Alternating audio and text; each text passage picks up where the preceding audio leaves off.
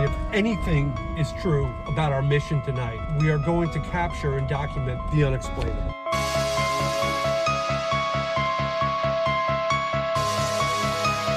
Can you give us the first letter of her first name?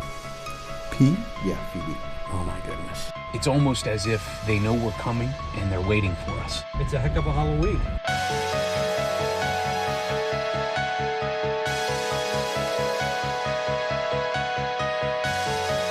Everybody in your cars now. Run, run, run, go, go, go, go.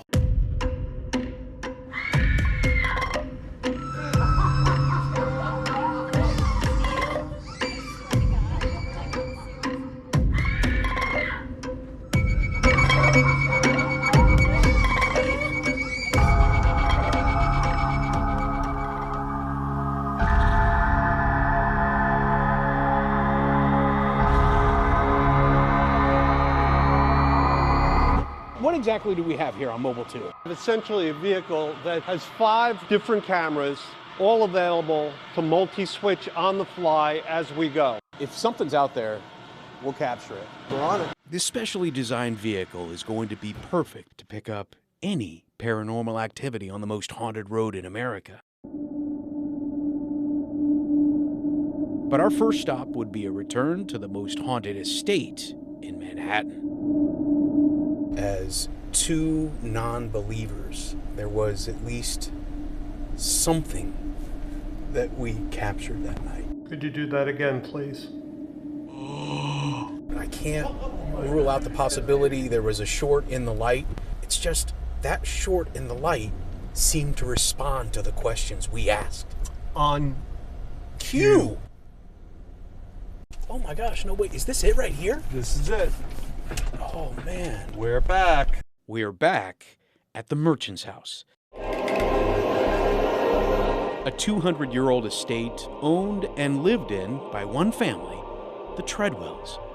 Generations of this same family lived there for its first 100 years. The last 100 years, it's been home to their spirits.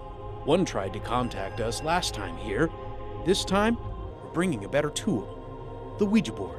Our guide on this journey will be Becky, a social media star with more than 1 million combined followers. You might know her by her handle, My Bloody Galentine. I want to teach you how to find your own haunted locations and look into their backstory. And a familiar face to us, and whatever spirits still roam these halls. My name is Dan Sturgis, and I am the Merchant's House in-house paranormal investigator. Cameras are set up all around to capture everything. What we're gonna do now, I think it's a little bit easier to kind of make an infinity with all of our hands on it to just put our energy into the board and get started. Is there someone in the room who would like to give us a message, tell us their name? Is there anyone here with us? Nobody's here. Somebody with a sense of humor. After a few questions, we finally get to who's on the other end of this cross-dimensional connection. You are a member of the Treadwell family, you're a female, and you're not one of the daughters. Is this Eliza Treadwell that we're speaking with? Mrs. Treadwell, you know me. Oh my gosh. Were you who we were in contact with using the light? One of your daughters fell down the stairs and broke a bone and unfortunately passed away from an infection. Can you give us the first letter of her first name? P? Yeah, Phoebe. Really? Oh my goodness. Could it be the ideomotor effect? The ideomotor effect comes from our brains. It's unconscious, involuntary movement. It's made the Ouija board the subject of much controversy and beliefs that the board is controlled by demons. On a scale of 1 to 10, how active of a Ouija session did we just encounter? I would say 9 times out of 10, if I attempt to use a Ouija board with whoever, especially people I don't know, the board does not move. So the fact that it moved at all, the planchette moved at all, is significant. What do you think? Are the spirits of the Treadwells still watching over their beloved home, or is it merely a trick of the mind? Either way, the Merchant's House still provides a memorable journey in the heart of New York's haunted past for those brave enough to explore. Thank you for all of the communication and responses. Goodbye. Goodbye. Just as we were wrapping up, we got a call. Christy is the photographer we had sent to the most haunted road in America to get drone shots. I wanted to do this shot, like I told you, where I was like flying along the water and fly under the bridge. So I start flying under the bridge. I'm in the middle of the bridge, between the bridge and the water, and all of a sudden the remote control says, obstacle detected. There was nothing in front of you. And there's nothing in front of me. It's just the water and the bridge. So I tried backing the drone out from under the bridge, and it goes berserk on me and comes out and careens into the side of the bridge. It's just weird to me that the remote would say obstacle detected if there was nothing there. Our next stop, you won't want to watch in the dark. We're about to embark on something that a lot of people have said is a place that's full of paranormal activity, including a haunted bridge. But we'll first catch our breath at a pumpkin patch that will light up your heart. You're watching Snapshot New York's Halloween special.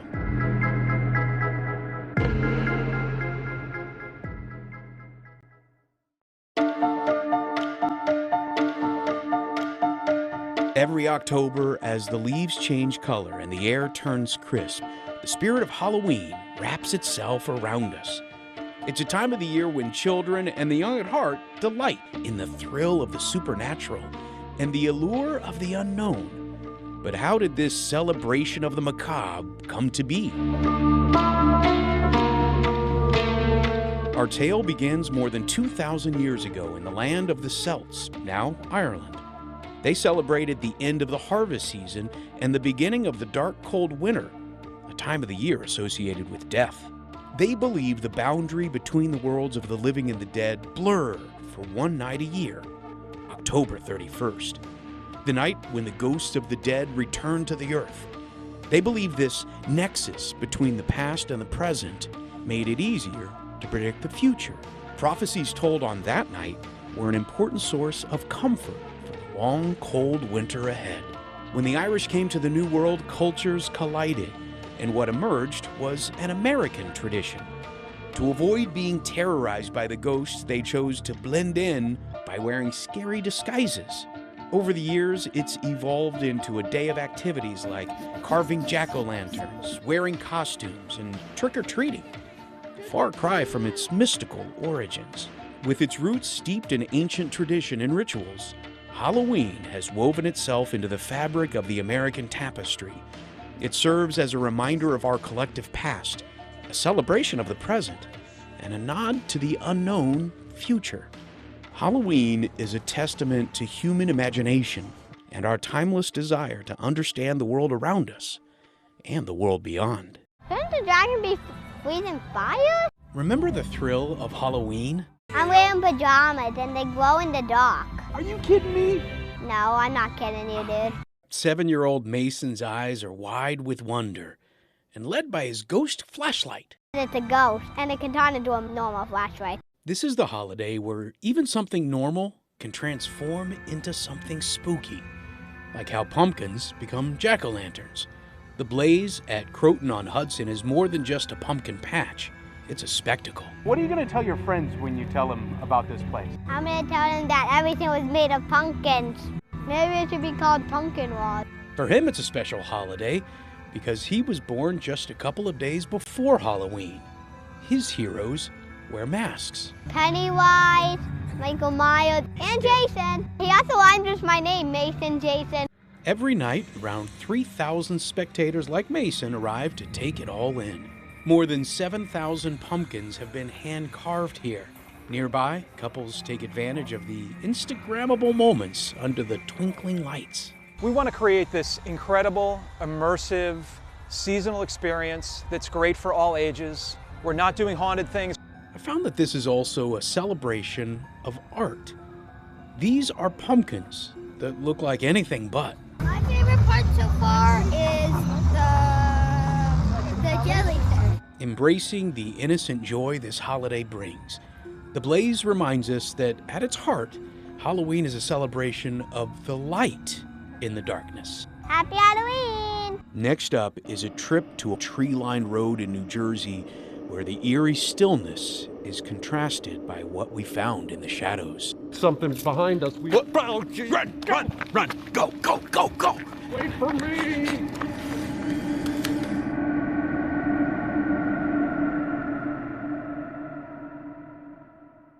Clinton Road near West Milford, New Jersey, a quiet stretch of asphalt that is both beautiful and winding. But when light gives way to darkness,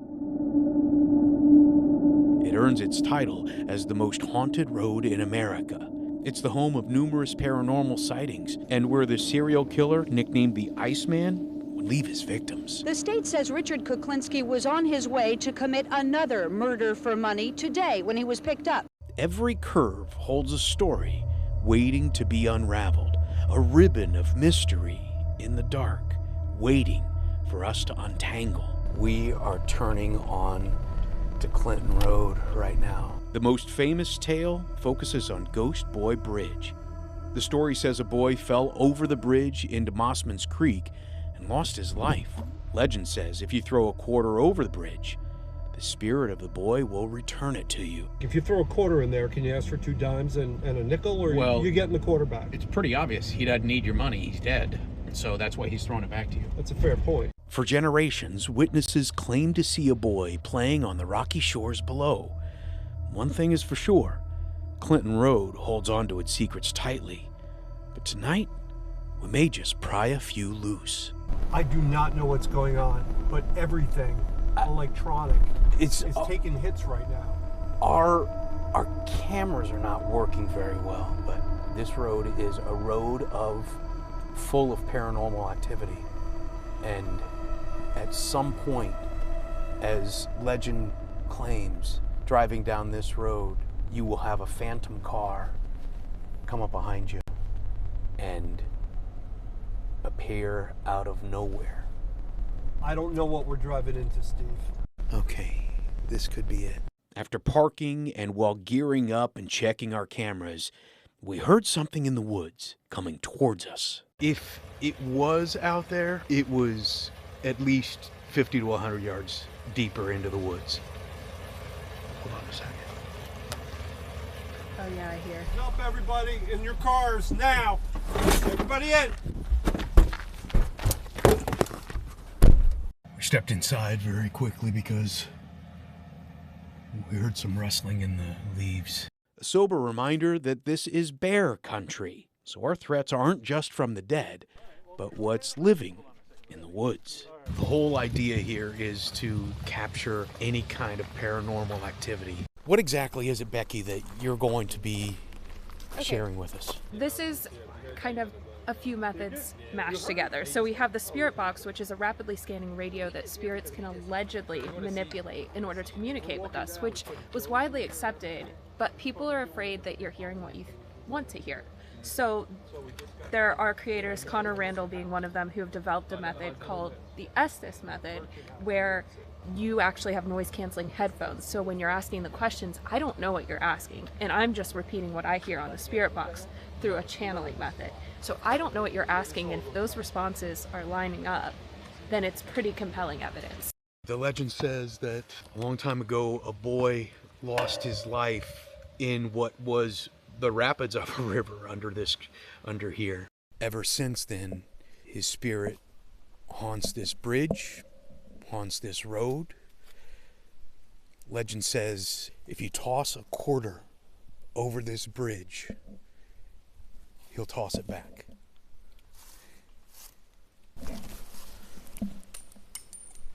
Man, did you feel that gust of wind just pop up on us? That is at least an invitation to talk to him, so let's ask some questions. This is when it got weird. Remember, Becky's wearing noise-canceling headphones and blindfolded. In a state of sensory deprivation, she is only repeating what she hears through the spirit box. Will the answers match up? You be the judge. Do you like it when people are here to speak with you? It's not so bad. Leave. You want us to leave now? Are you afraid of us? The flash, You don't like the light? Sprite.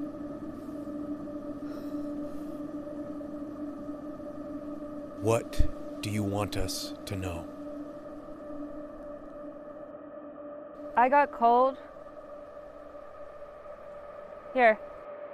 How old are you? I'm 7.